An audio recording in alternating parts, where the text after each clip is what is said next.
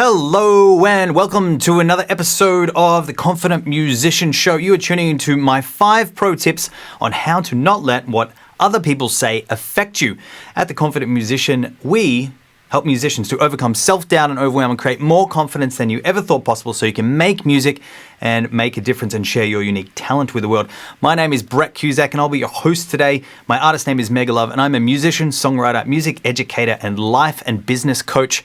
And I'm here to help you, boom, make music and make a difference. All right, tip number 1. It is not what happens to us. It is what we make it mean.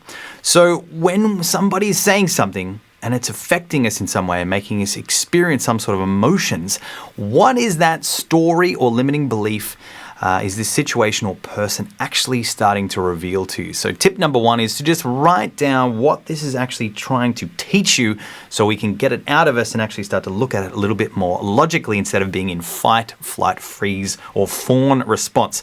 Tip number 2 is to align this challenge with your values and goals. Ask yourself a really high quality question, which is, how is right now actually helping me?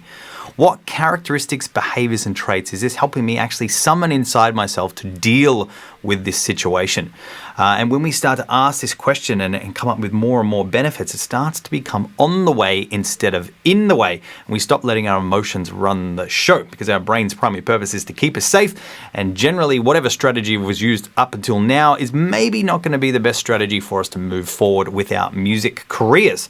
And it also potentially could be helping you start to realize that whatever it is that this person is triggering in you or making you do is actually not that important to you. So this situation or thing is actually just creating some resistance so that you either grow into it or actually just say, hey, this is not really that important to me anymore. It's time for me to step away.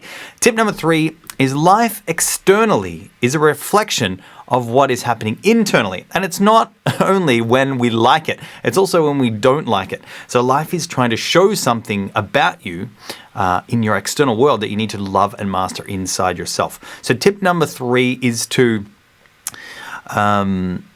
start to acknowledge what is this thing that we're seeing outside ourselves and inside another person. Generally, if someone's saying something and we don't want it to affect us, it's because we're perceiving them to either be mean or condescending or controlling or disrespectful or whatever it might be for you. So what is it that you're seeing in this person that you can't love and appreciate about yourself yet? Say good day if you're watching online on live. And tip number 4 is to then acknowledge where and in what way do you have the same or similar version of this characteristic trait, and who has seen you do it. So where, when, and who has seen you do it.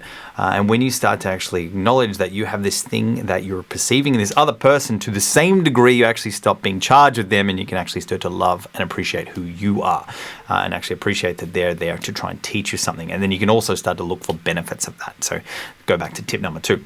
Tip number 5 is to get a coach or mentor to help guide and inspire you along this process. This is not easy or fun stuff, but it is worth learning how to love and appreciate yourself and those in your life so you can actually transcend it and get some high quality problems so you can do more of what it is that you love.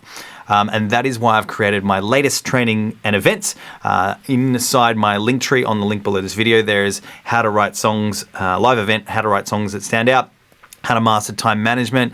There's my online course, Confidence and Happiness Secrets, and you can grab a look at those and just choose your own adventure with what's going to be most helpful for you as well.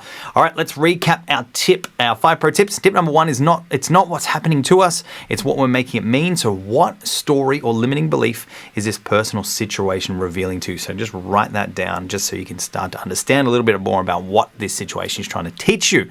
Tip number 2 is to align this challenge with your values and goals. And by asking yourself, how is right now serving me? How is this helping me? And what characteristics, traits, and behaviors is actually helping me summon? So we're actually starting to take responsibility for what this situation is actually showing us and what we need to learn and to grow. Because life is always happening for you as long as you have the right tools to look at it in the right way so that you can actually grow as a human being. Pretty cool, pretty cool. Not fun, not easy, but it works if you work the work. Tip number 3 is life is an external representation of what's happening inside you. So what part of you is this starting to reveal to you that you cannot yet love and appreciate about yourself? And I love the word appreciate because it means go up in value and to be grateful for it.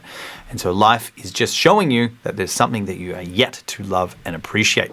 And so what is that you're seeing in this other person? Is that they're being mean? Are they being condescending? Are they being controlling? Are they being disrespectful? And then tip number 4 is, in what way do you have that same characteristic or trait? And how do you display that? And for some people saying, I'm not mean, I'm not condescending, I'm not controlling, I'm not disrespectful.